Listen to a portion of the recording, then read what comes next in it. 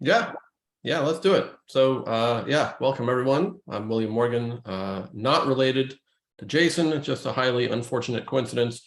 And we're going to be talking about Linkerd 2.12, some of the features, some of the thinking behind the release, and some of the upgrade notes. So I hope you know what Linkerd is. Otherwise, this is going to be really boring. That's me on the left. I'm the CEO of this beautiful company called Buoyant that does a lot of work on Linkerd. And this fine fellow, not related to me, Jason, is one of our tech evangelists at Buoyant. And he'll be playing the role of MC while I rap. So here's the agenda. I'm going to give you an overview of the release and all the features. I wrote a blog post. If you don't want to hear me talk, you can read the blog post, but I'll try and say more interesting things here than I did there. And then we'll talk about some of the upgrade notes, and then we'll talk a little bit about 2.13 and beyond. So feel free to type in questions into what should they do, Jason? Chat? Yeah, please ask questions in chat, and we'll do our best to get them answered either in chat or I'll interrupt you so you can answer directly. Okay, excellent.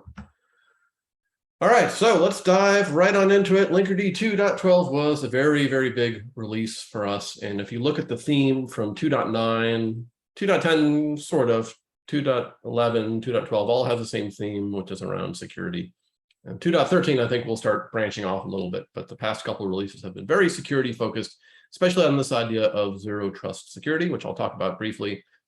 The headline features for this release are route-based policy, which is a little bit of a misnomer because really it's like policy on requests. Maybe it should be request-based policy. And I'll talk about how that compares to 2.11, the policy that was introduced there. Gateway API support, which has like 3 asterisks, which I'll talk about, and access logging, which actually is pretty straightforward. And what's interesting, I think, about this release is this is the first time that we've introduced, well, maybe not the first time, this is probably the biggest change in configuration surface area for Linkerd. And that is always tricky for our project because we want to try and keep things simple. And one of the many ways we keep things simple is by not giving you a million CRDs that you have to learn and navigate, and each of which don't really work with the others, like some other projects do. But I'll talk about that conundrum and how we solved it. But first, a commercial announcement. Well, sort of. So if you are going to KubeCon Detroit, or if you're not going to KubeCon Detroit, in both cases, this is going to be relevant to you. We are joining a bunch of other companies to do a free open source warm-up event, all virtual, kind of the week before. I think it's the week before. So if you want to learn about other open source projects and talk to people at some of these cool open source companies, then please go to kubecrash.io. And if you don't, then you can forever erase that from your memory. But I think it's cool, and there will be some Buoyant people there. Another commercial announcement is that this webinar is part of a whole series of educational webinars and workshops and things that we do at Buoyant called the Service Mesh Academy. Our next one, if you want to learn about route-based policy, I'm going to give you the overview here, but if you really want to get into the deep dive, we're going to do that on September 15th. So I recommend signing up for that at buoyant.io/service mesh academy. And we do one a month, and they're usually hands-on, and they're taught by real engineers, real-life engineers, not people like me. All right, I thought we had another advertisement in here. Maybe it'll come later. So there's another ad. Get ready for that one. Okay, so let's take a brief moment to talk about zero trust. Maybe some of you are very bored by this term already, but I'm going to try and give my overview because this is a big focus for us. So what zero trust means is that we no longer trust the network. We no longer trust the firewall. Instead, we now have to develop a model of security that enforces not just authentication and confidentiality, but also authorization at every level of our stack. And it turns out a service mesh in the Kubernetes world is a great way of doing this because we add a sidecar, and that sidecar basically acts as the enforcement point for every pod. So now every pod has its own security boundary. You don't have to throw away your firewalls. Defense in depth is still a good idea, but every pod now is going to do its own authorization, authentication, encryption, and all that other stuff. And so what does zero trust require? Well, it means, you need to have secure, or at least zero trust network security. It means you have to have security of the traffic, right? So you need things like confidentiality or encryption, integrity, or like if you send a message, the other person gets that same message unmodified. Authentication, who's on, either side of the connection. It means we have to use workload identity, so we can no longer rely on IP addresses, right? We don't trust the network anymore. We need some more intrinsic form of identity for our workloads. It means we need to authorize every bit of access, right? And ideally, we're doing this thing called the principle of least privilege, where you only get access to the things you're allowed to, and by default, all other access is denied. It's like having a very, very strict parent. Everything that is not explicitly allowed is forbidden. And then, most importantly, it has to be enforced everywhere, right? So we don't get to just have the firewall, and everything within the firewall is open. There's a big push for the industry. The White House, just part of the U.S. government, it's like issued these mandates, and everyone in the U.S. has to submit their plans for full zero trust, or they'll be executed by the end of 2024 or something. So I wrote an article on InfoQ if you really want to read more about this. If you just search, I guess, or we'll send out the slides afterwards. Zero Trust Kubernetes InfoQ, you'll probably get it. Or maybe someone can post a link into the chat. And I see Catherine put a link for KubeCrash into the chat too.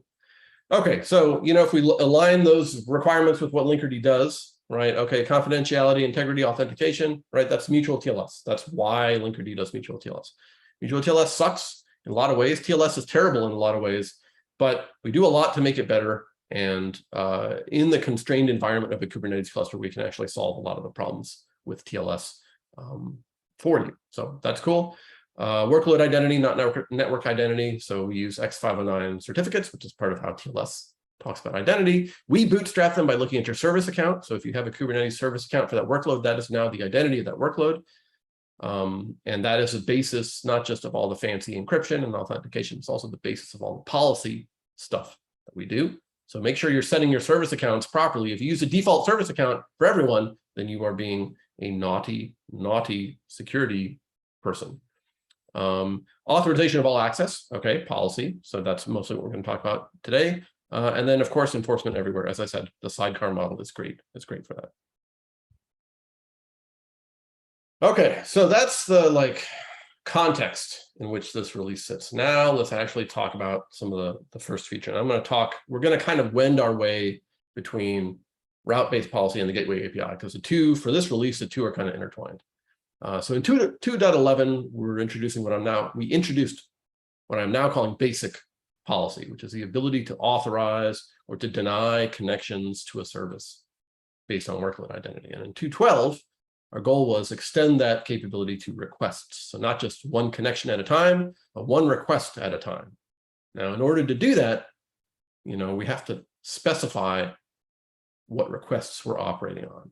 So this is like the configuration problem for Linkerd. We need to give you, the user, a mechanism to say, these HTTP requests or these gRPC requests should be authorized by this mechanism.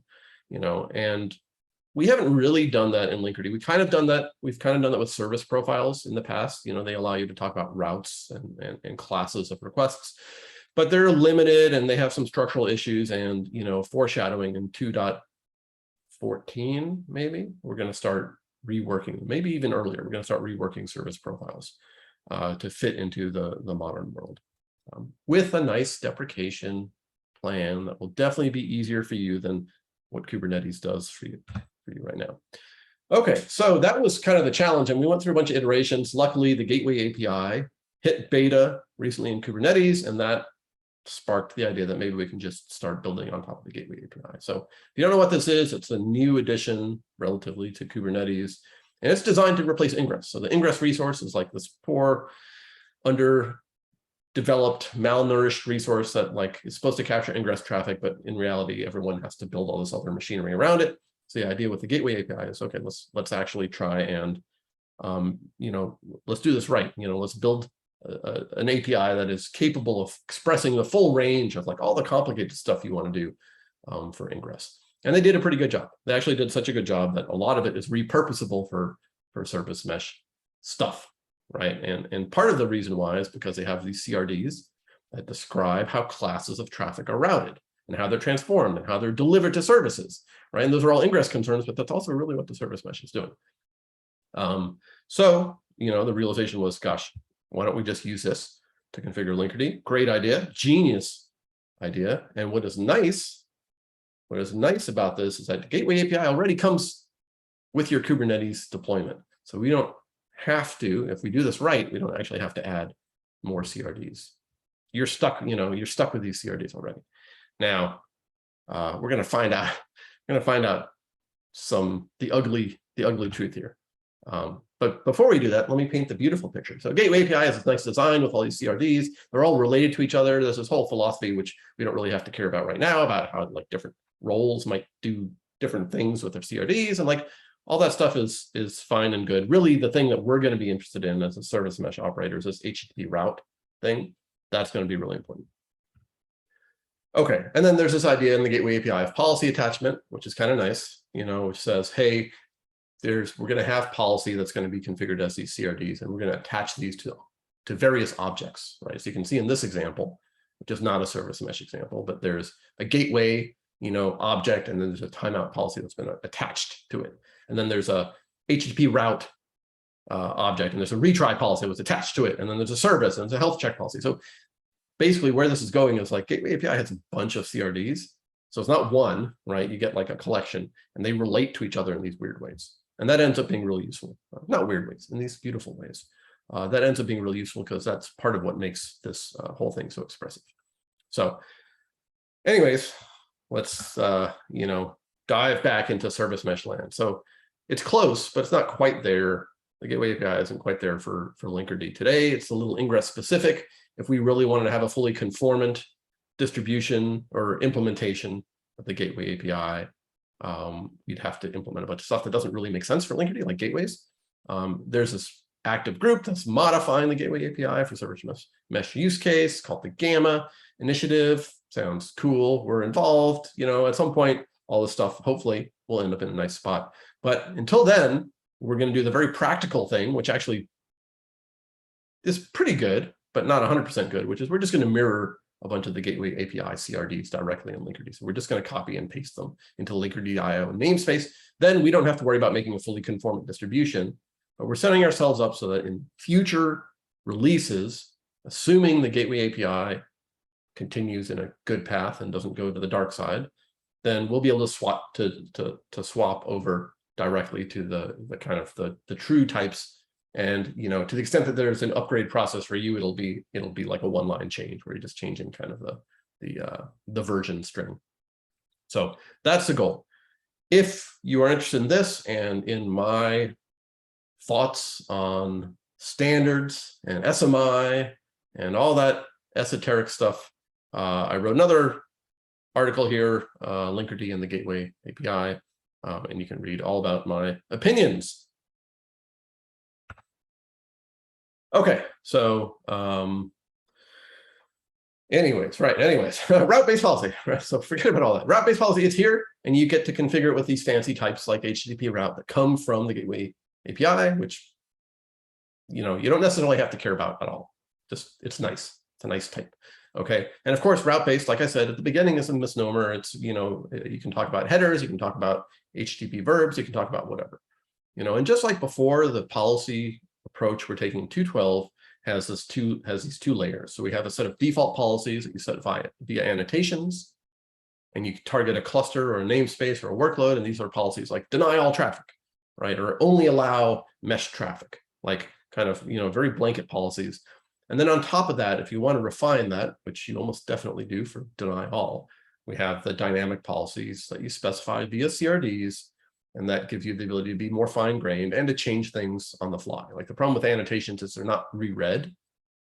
So, they're meant, and they're not, we're not designing it to be reread. That's kind of your default, right? And then if you're doing anything that's dynamic or that's fine-grained, you use the CRDs, right? And that's where you can start saying things like, okay, I only want MTLS traffic from this identity to be able to talk to anything in this namespace, or I only want service foo to be able to call the /baz endpoint on the bar service, that kind of stuff. Now, the other change that we've done in 2.12 in response to a lot of pain and suffering that we caused you in 2.11. So I'm sorry, is we made default authorizations for the kubelet health and readiness probes. Maybe that's liveness and readiness probes. So in 2.11, if you actually set the deny all policy, then your pods can never come up, because we're also denying, the liveness probes and the readiness probes, and you have to like then do a bunch of work to explicitly allow that. So that's fine. Yeah, it's not great. It's explainable. It's explicit. We've eased that a little in 2.12, so we'll actually create these authorizations by default. So you can set a blanket deny policy, and your pods at least come up. You probably then want to add more, allows to the system so that they can talk, but they can at least come up now. And there's a point at which we switch over from, and we turn off the default authorizations if you have your own policy and so on. So it's all in the docs, but I just want you to be aware. Life is a little bit easier now for deny all or deny by default setups. Okay, so let's talk about some of the CRDs, and I'm going to show an example of this. I'm not going to give a live demo because the demo, we'll do that in the workshop on September 15th.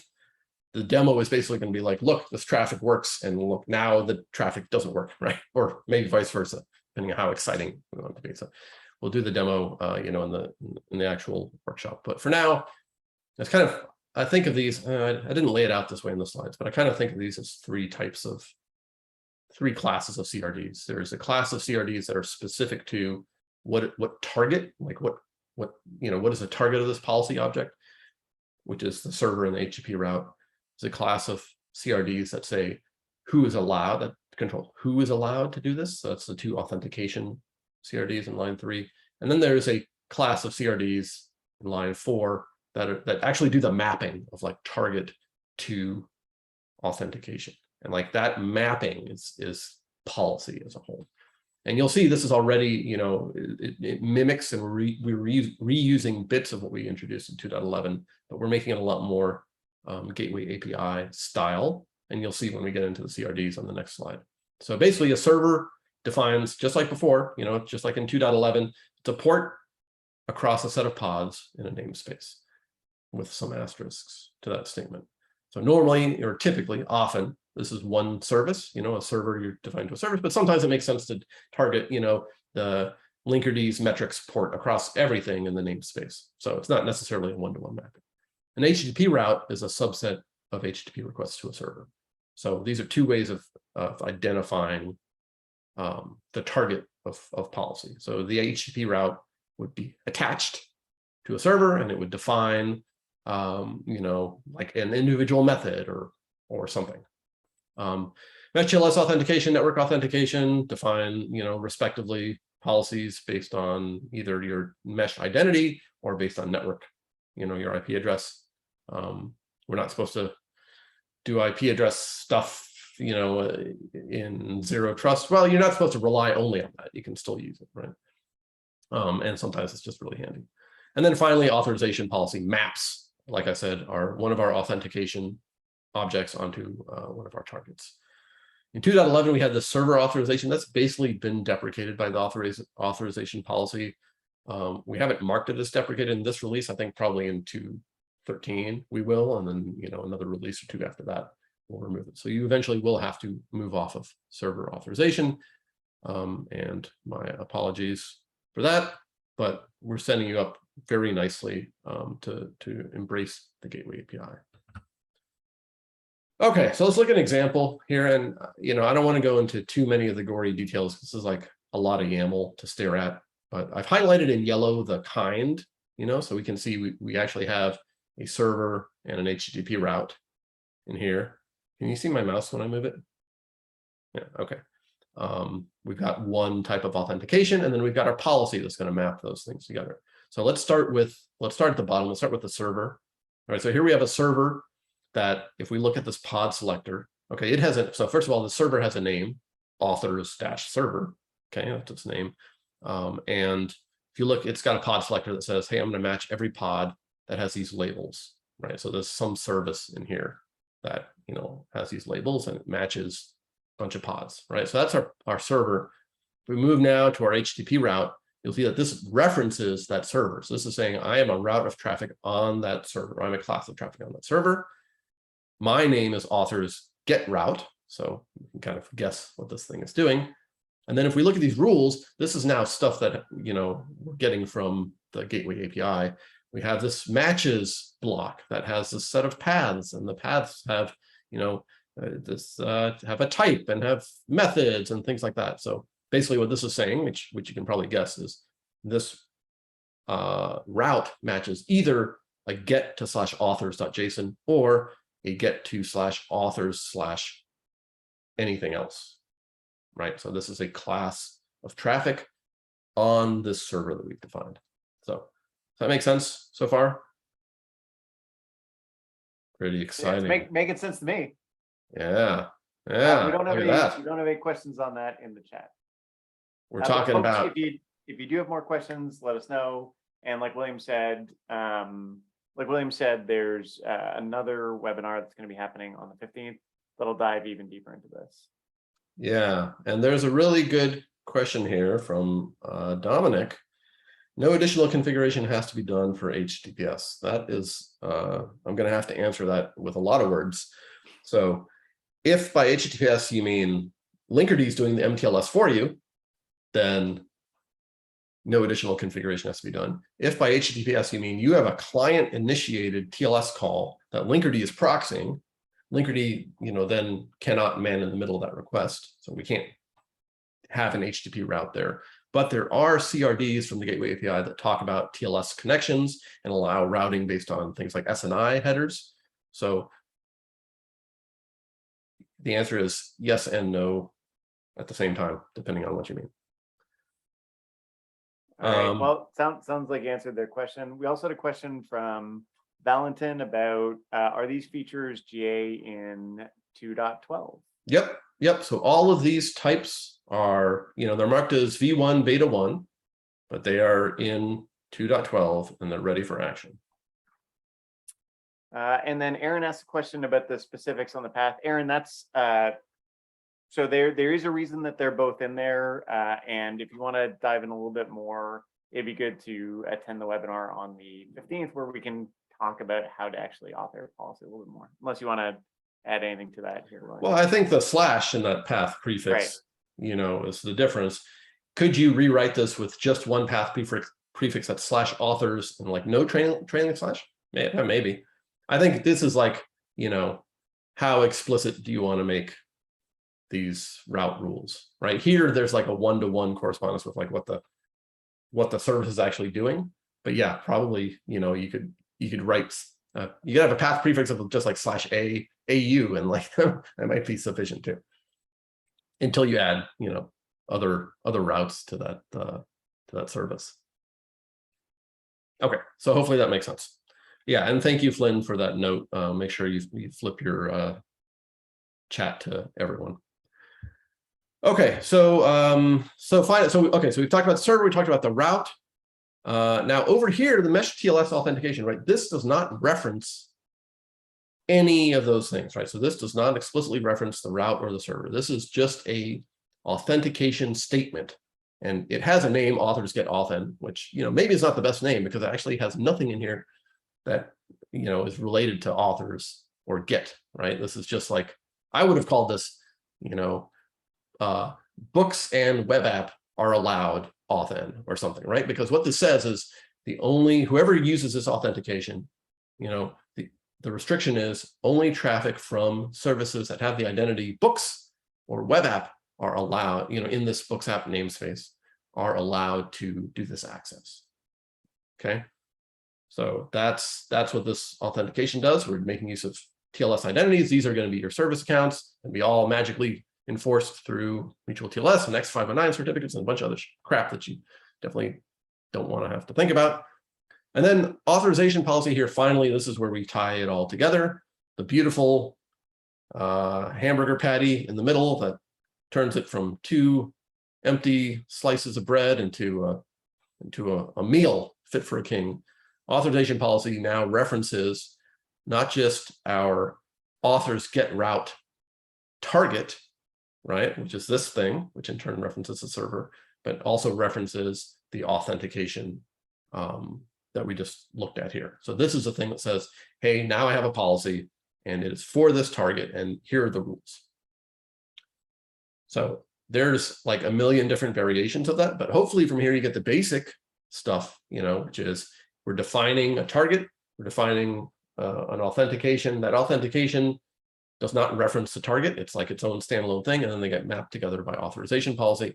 And we have this like weird syntax of target ref, and then there's like parent ref and like some other crapola in here that all comes from the gateway API, and which has all sorts of semantics, and it makes sense once you spend, 1,000 hours on Mount Gateway API. So a couple questions for you. First off, is the port optional in the server object? And where I don't believe it more is. on that, where do you go to get more details about the policy stuff in general? Everything here is 1000% documented on linkerd.io. I think, pretty sure. It is, and Dan, we'll send you the docs on this in the chat there. Yeah, the way linkerd.io works is like a little weird. There's a features section, there's a guides section, and there's a reference section. So everything here, if you really want the details, should be in the reference section, with I think the exception of HTTP route, which we might just point you to the gateway API docs and say, hey, go look over there. And then another one, right? So looking at some of this policy stuff, this is a lot to learn and a lot of custom resources. How much of this do I need to do when I'm using Linkerd? Like, do I have to know all this in order to consume Linkerd 2.12? Before you are even allowed to utter the word Linkerd, you have to learn, and you have to be able to write these from scratch on paper in a dark room. Right. Your handwriting has to be good. No, you don't need any of this stuff to use Linkerd, right? This is only if you want to start restricting traffic. So that's a great point. Like, in 2.12, just like in 2.11 and everything before, like, we don't do any of this out of the box. All traffic is allowed out of the box, and we will do our best effort if you ask Linkerd to make a connection from A to B to make that connection happen. It's only when you start wanting to get fancy and lock things down and do micro-segmentation or whatever you want to call it, make your security overlords happy, that you actually have to start getting into this stuff. Awesome. Thank you so much. Oh, sorry about that. In Hungary, you have to write your test answers in the dark. Yeah. Okay, so that was all the complicated stuff. Now everything gets a lot easier. So, you made it. Relax. Access logging, very straightforward. I don't know. I was surprised by how many people wanted this feature. Now it's alive, so you can enable HTTP access logs for proxies. It makes things really slow. So don't do this if you want things to be fast. But do this if you want Apache, log style or JSON output. And you can enable it via an annotation. There is a mild annoyance here, which is, we separate out Linkerd's own logs go to standard out, and then these logs we separate out to standard error. But the kubectl logs command doesn't actually differentiate those two. So if you're using kubectl logs, you get you get one big mix. So sorry about that. How much extra latency does access logs introduce to the overall request? I don't think we've measured this explicitly, Jack. That's a really good question. I think we should probably run some tests. I mean, it's got to do an IO pass, so it's not 0. It's not like 30 seconds. So some. Okay, so that's access logging, and that's really it. For there's a laundry list of other smaller things, but those are the big features. We spent a lot of time on the release notes and stuff, so please read through there. There are a whole bunch of bug fixes and other things that are just not covered in here. So please do take a look at the release notes. And the other thing I did not do in here, which I'm very ashamed of, is I didn't call out all of the many people, some of whom are on this call, who actually contributed code to this release. So they are in the release notes. There's a link to their GitHub page. Click on each link and give them a star or heart or something. Okay, so let's clear our mental plate now and talk about the upgrade process. And Jason may have to help me out on this a little bit, but there are a couple of changes going from 2.11 to 2.12. So first is we've split out the install process in both CLI land and Helm land into two separate components. There's now the CRD component, and there's the rest of it. And you have to do the CRD one first. And there are complicated and annoying reasons why this is the case, and we've been fighting it for years, but now here we are. If you are deploying Linkerd via Helm, which is our recommendation for production, then you have to change your Helm setup.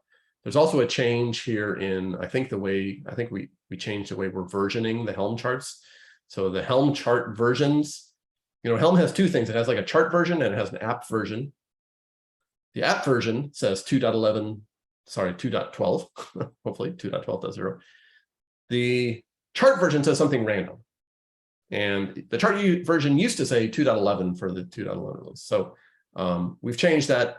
It's within our rights to change it, but I don't think we communicated it very well, and it looks a little weird. So I'm sorry. There's good reasons why we're doing that, especially when it comes to extensions where, like, we really don't have control necessarily of third-party extension versions and things like that. So just don't worry if the Helm chart versions look scary to you. As long as the app version is right in that chart, then you're fine. Another big change, SMI is no longer shipped as part of core Linkerd. That is in a separate extension, which you can install via Helm or via a chart. Sorry, via Helm or via some CLI command to get the extension on there. That is mostly relevant if you are doing stuff with traffic splits, because those come from the SMI extension. So you will have to add an extension called SMI if you want to do traffic splits. Right, Jason? Yeah, that's correct. Okay. Phew. All right. What happened to Grafana? We removed it as part of the default Linkerd viz in this install because of licensing issues. It no longer has an open source license. We decided to be a little cautious. So it's not shipped as part of Linkerd viz anymore by default. You are 1000% empowered to get it from somewhere else in the universe and stick it on there, and like it should all work. It's just not part of the default. Okay, good question from Julian. Are there instructions on upgrading the Helm chart with GitOps? I think we should probably make those instructions. Right. We have Helm instructions. Yeah. So right now with the Helm instructions for doing the migration, essentially, because the charts have changed, the old chart that you used to is going away, and there's two new charts. So that migration work from one chart to another involves some steps to allow the new chart to take over or adopt resources from the old one. We don't have a GitOps guide for that today, but definitely happy to chat more about your use case and look at building a guide going forward. Yeah, and this is, Julian is not the only person who's GitOpsing and Helming the heck out of Linkerd. That's a pretty standard model these days. And then Jack, I just saw your comment earlier about the extremely sensitive workload latency for logs. So yeah, my expectation would be if it's low traffic, it won't change the latency a whole lot. If it's a high traffic and latency sensitive workload, then I would not enable. I mean, you can measure it, but it's not going to help. So to the extent that you can rely on metrics and distributed tracing and things like that, I would do that over access logging. Okay, is there a zero downtime path from 2.11.2 to 2.12? That is an excellent question, and I should have said that. And the reason I didn't say it is because I just assumed that we have to do that every time. So yes, every upgrade for Linkerd is zero downtime. We never require you to take down your site or your service or anything like that. Now there are periods, there are points in time when things are a little more vulnerable than not, right? When you're actually upgrading control plane components, there was going to be a stage where like one of your components is on 2.11.2 or 2.11.4 and one's on 2.12, and like if something goes wrong there, you're going to be in a sticky situation. But assuming nothing terrible happens while you're doing this, which is true of every piece of software, right? There's no reason why any of your application would ever see any downtime when you're doing this. If you really want to be cautious, one thing I would do is I would pause application deployments while you are upgrading the control plane. It'll probably work, but there are weird edge cases where, that's probably the thing I would be most worried about. Once the control plane is up and healthy, then resume deployments and everything should be fine. The data plane itself is designed to operate without, if it can't talk to the control plane, it'll continue operating just fine. But if you spin up a new proxy, so a new pod with a new proxy, and it can't talk to the control plane, then basically it can't do anything because it needs init data to get started. So that's the one thing that I would, if you were extremely paranoid, that's what I would do as a prophylactic measure.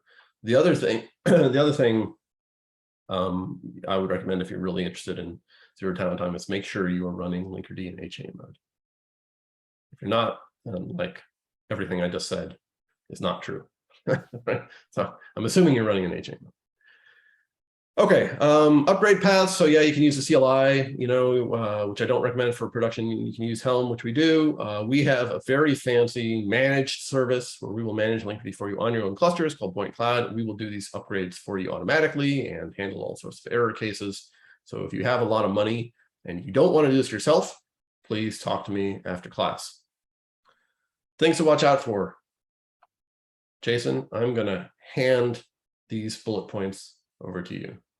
Yeah, so things to be aware of: pruning resources. You just have to make sure that you're pruning resources as you do the upgrade. There are new Helm charts, and the upgrade instructions we have for going from the Linkerd 2 Helm chart that you're used to today to the new CRDs and control plane Helm charts involve making some modifications to some of the objects that Helm creates in order to allow the new charts to adopt or take over those resources, which is a lot of words for it's not easy to roll back.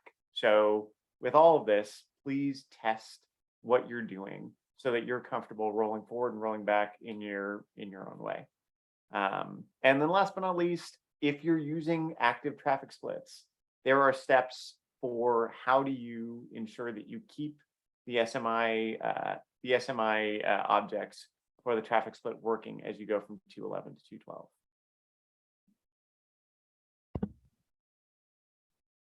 And that's all I've got.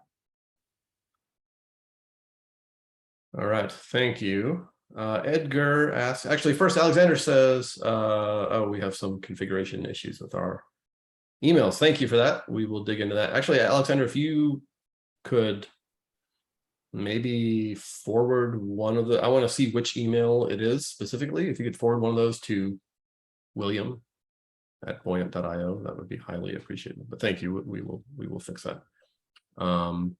And Edgar asks, any updates regarding multi-cluster in 2.12? I don't think we changed anything significant in multi-cluster in 2.12.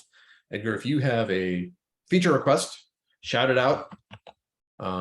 And I will tell you what I know about its status.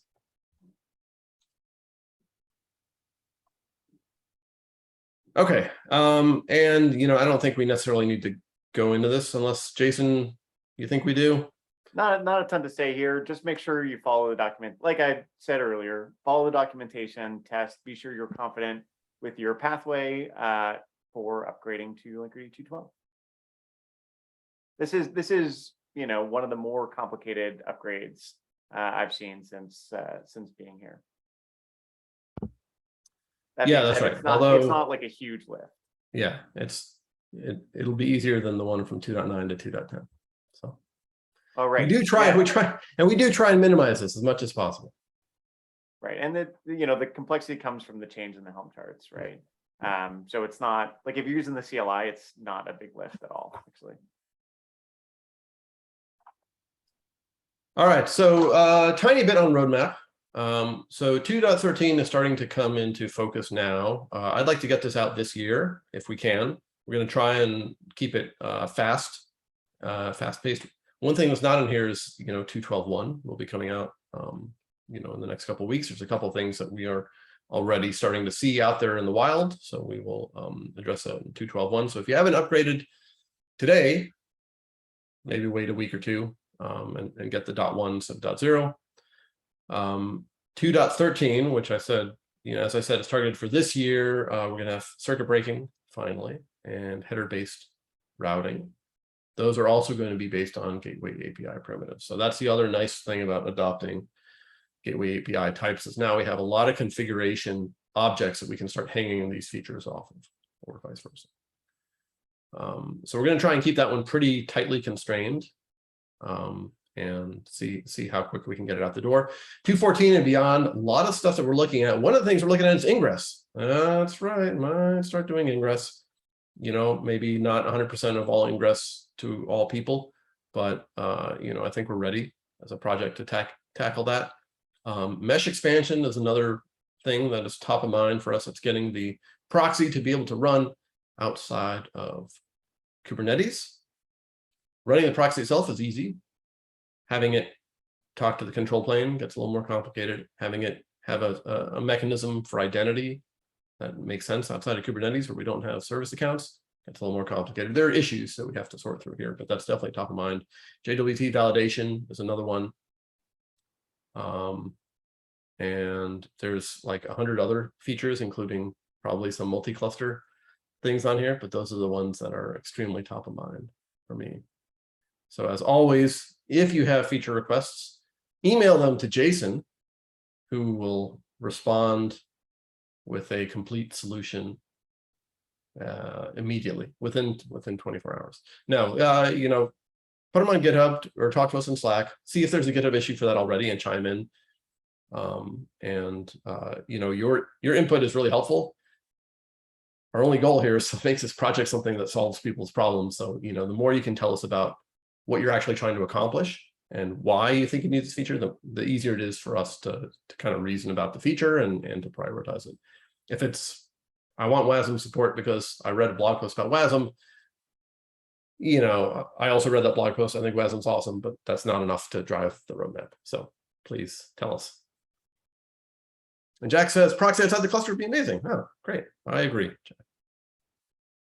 So we have Michelle asking about starting. If you're starting fresh with Linkerd today, what would you recommend folks start with?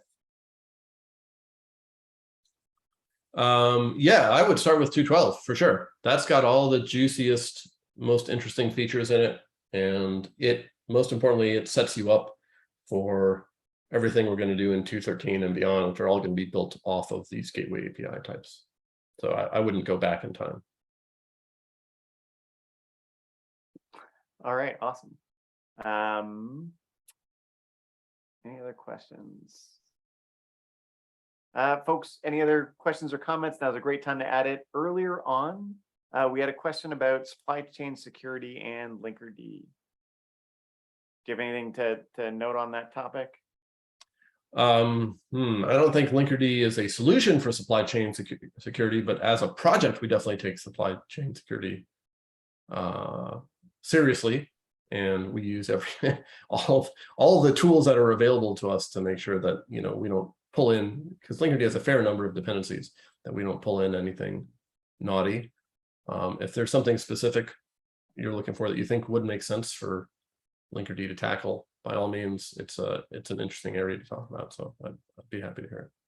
Also, folks, if you're interested, our most recent security audit from the CNCF was published not that long ago. Yeah, just a couple months ago. Yeah, so it's up available on the in the Linkerd 2 repo, and all of our base images are using distrolist, right? So yeah, a little bit there. Okay, I promise one more advertisement. This is a really important one. If you are going to KubeCon, we are having a live in-person service mesh and production workshop with Linkerd, where we're going to cover 2.12. We're going to cover our runbook. We're going to cover everything. It's 4 hours long, no breaks, no water, doors are locked, and we are going to implant in your brain everything you need to know about running Linkerd in production in person. I'll be there. Jason will be there. Probably a bunch of other people will be there. So you have to register for this as part of your KubeCon registration. So if you're planning on attending KubeCon Detroit, please do sign up for this.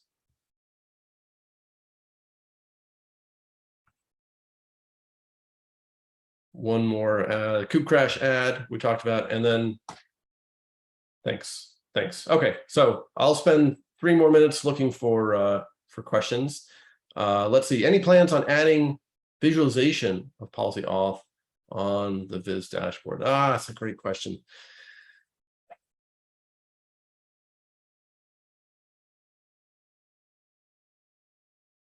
We have some basic CLI tooling that allows you to understand kind of the effect of the policies. We don't have anything in, I think what we would have in what we would add to Viz would be kind of fairly straightforward. Here are the CRDs that you have, that are active on your cluster. I think that's probably the closest we would get. I don't think we'd do like, I can imagine doing a diagram of like, here's these, policy objects and here's how they're all related and stuff. I don't think we do that in Viz. It's probably out of scope. But in terms of displaying the policy objects that are active on your system, that seems very much in scope. Jack asks, is there a -- dry run of how policy could impact running workloads? There is a GitHub issue open for that one. I think that's a great feature request, Jack. I think in the GitHub issue it's called audit mode or something. But yeah, I would love to have the ability to log what was going to happen without actually doing it. So no, the answer is no, but I agree with you. That would be really useful. Chris asks, for JOT validation, are you planning to incorporate some sort of policy engine, whether open or something else? I don't know. Great question. I have only typed those words onto a slide, and I know nothing about the plans beyond them.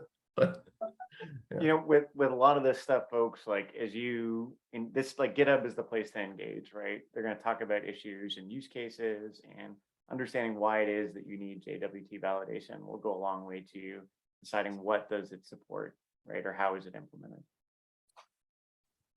Yeah, and then there's an interesting question from Watson that says, what is the best / most popular telco use case for Linkerd?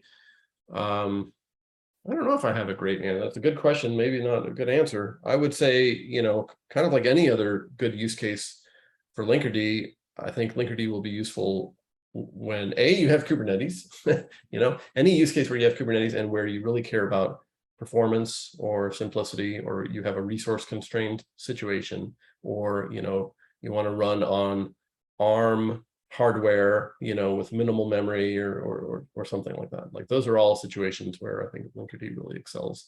How much of that is applicable to telco? I actually don't know, but I would love to learn more. So if you have specific questions, Mr. Watson, please do send me an email or find me on the Linkerd Slack. I'd love to chat with you more about that.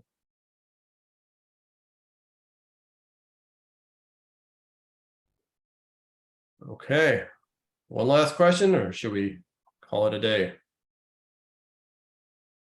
I'll give it a minute. Thank you. Oh, Abraham, hey, nice to see you. All right, I'll leave this up as the final slide, so don't forget to take a peek at kubecrash.io. If you're coming to KubeCon, don't forget to register for our workshop. And then you can find Jason and me and many other members of the Linkerd team on the Linkerd Slack. So feel free to pop in and say hi. And I think that's a wrap. So thank you very much for attending. Really appreciate your time, everyone. And give us feedback with this release. Our ears are open. Yeah, appreciate the time, folks. Catch you later.